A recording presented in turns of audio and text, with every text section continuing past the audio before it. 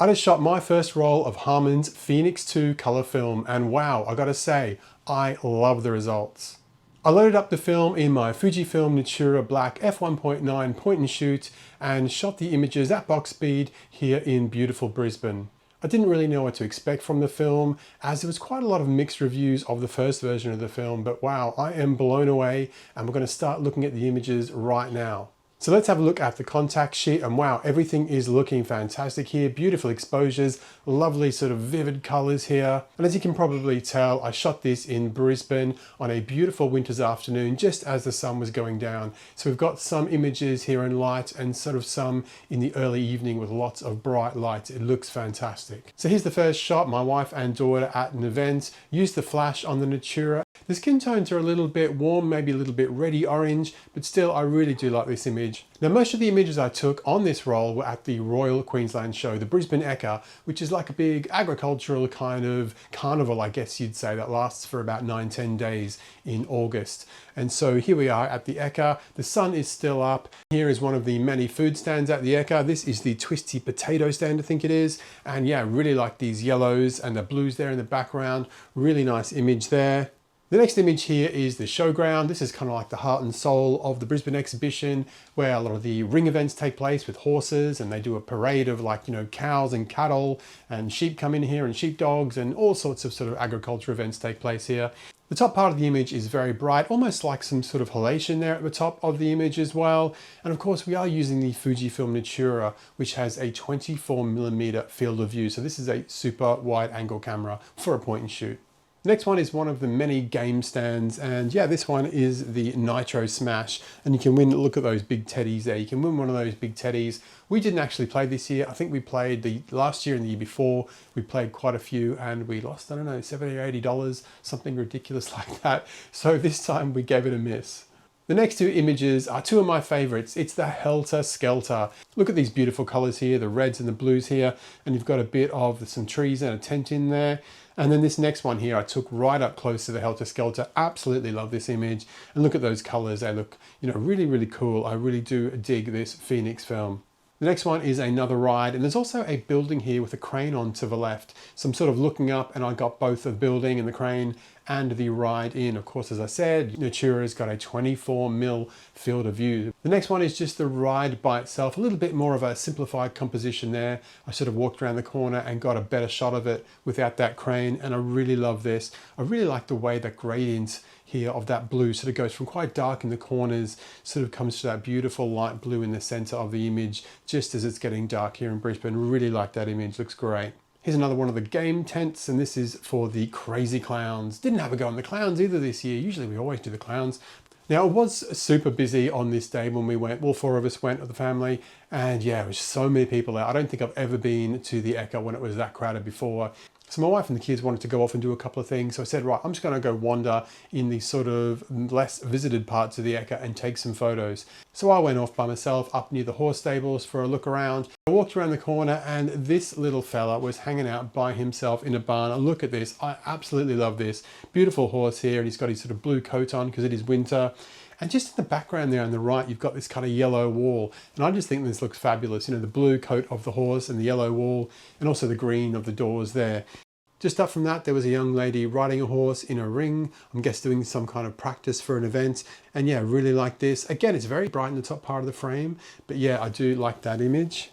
And the next view is just when it's getting dark. So there's an image here of people actually inside the exhibition ground watching the events at the top there. And below that, you can actually see like a food stand with some neon lights. Then we're down inside Show Alley, and you've got this image here of this ride with these lights, beautiful lights against the early evening sky. Next up is one of the food stands, and of course there are a number of traditional foods that are associated with the Ekka. Probably the most famous one is the strawberry sundae. Love the strawberry sundae, it's so good. And the other one, of course, is the Dagwood dog, which is like a red sausage in batter that you dip in tomato sauce or ketchup.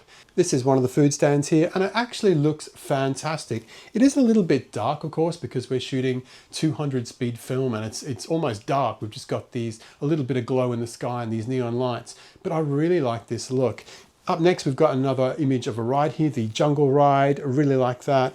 The The final image of the Eka was once again the showgrounds, and this one is a little bit underexposed. Again, I'm really pushing my limits here. All of the foreground and the actual field itself, you really can't see much detail, but you know, that's probably my fault because it is almost dark at this stage. But still, I'm kind of pleased that I managed to get a nice image out of it. The next few images were taken at Wynnum on Brisbane's Bayside. First up, you've got these trees. I just looked up and there's these beautiful eucalyptus trees and I took an image of that. The next one is one of the jetties, I guess you'd say, or the piers at Wynnum. This looks really nice as well. It looks actually very moody on this film, the sort of the colors and the contrasts here. Then we have the Gum Sing Chinese restaurant. I featured in some other videos. Really like this old school Chinese restaurant. The colors here do look interesting. For example, I would say that the building is actually more of a red, but here on Harman Phoenix 2, it looks a little bit more orangey red. Then we have an image of one of the shopping centres here, and it's got Wynnum on the side, and there's a couple of people waiting at the bus stop there. Really like that one. Then we have one of my photographic muses, Graham's tyre service building. This has been like an abandoned tyre sort of place for a number of years now. I've taken probably 80 or 90 photos on different cameras, different films, and here is my one on Harman Phoenix 2. And there's just 3 images here to finish off at Raby Bay in Cleveland. So you've got this sort of mural here and a car park. It's getting a little bit dark again. I think I went a little bit too late, but still has come out, 200 speed film. It has come out here in almost dark conditions. And then there's a couple of images here down at Raby Bay where the only sort of light was from the dying sunset. But these look great. You know, you've just got this sliver of light and a lot of the frame is black in both images here. But I really love these. These actually remind me of when I push color film into the night. And yeah, you get this kind of palette where you get this sort of sliver of light and all this sort of shadows and stuff around it. So yeah, I really love these 2 last images. Now, when I was at the Eka, I also shot some Vision3 500T film. So here's a few images just showing you the difference between Phoenix 2 and that Vision3 500T. You can see that the highlights in the Phoenix images are quite reddy, sort of orange, very warm. And of course, the Vision3 500T images have a bit of a cool look because I didn't use a 85 warming filter in daylight conditions. I really love both sets of images, and the 500T images will be coming to you in another video very soon. So there you go. What did you think of my images shot on the Fujifilm Natura Black F1.9 on Harman's Phoenix 2 color film? I would love to know. Please give this video a thumbs up if you enjoyed it and leave a comment down below.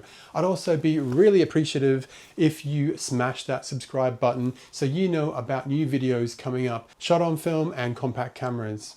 Now at the start of this video, I did mention that I shot this roll of Phoenix 2 at box speed. I loaded up in my Natura and it just reads DX codes. There's no way of setting the ISO film speed on the Natura camera. Now, after I did that, I'd actually read quite a few sources where people are saying, yeah, you should probably rate this around ISO 125. Then I actually read the Harman Photos website and it said the same sort of thing, rate it between 100 and 200. So I was a little bit concerned, especially taking those images at night. I thought, are these going to turn out? Are they all going to be too dark, grainy, look underexposed and horrible? But wow, I was blown away. I love these images. The color palette is a little bit different to existing films out there, but I'm really, really glad that I have more than one roll of this film. And I'm sort of now thinking, you know, what am I going to do with my next film? Will I rate it lower? What am I going to do? So yeah, that's a decision I'm going to make over the next couple of weeks. As well as having that sort of pushed film vibe in the early evening of the bright, bold colors and the contrast, it also sort of, during some of the daylight photos, gives me sort of like a Lomo kind of vibe. So I think I will load it up in 1 or 2 toy cameras and play around with it and see what the images are like from them. I think it'll pair really well with a camera like that. The color palette of this film is unique. I really, really dig it. I think it's fantastic. I can't wait to shoot my second roll. So the last thing I want to talk about is the price. So of course I said that I bought this for 20 Australian dollars per roll, which is around $13.20 US a roll, which is a competitive price point in the color negative film market. There's quite a few films around that price point. Look, I think this is a good buy. I think it's great for some interesting experimental colors. It's a lot of fun. And of course, all of the money that Harman earned from this film is going back into future R&D for color films. According to their website, they've got a color film roadmap. And so yeah, I'm expecting really big things, really exciting things from Harman Photo in the future with color films. That's it from me. See you next time. Cheers. Bye-bye.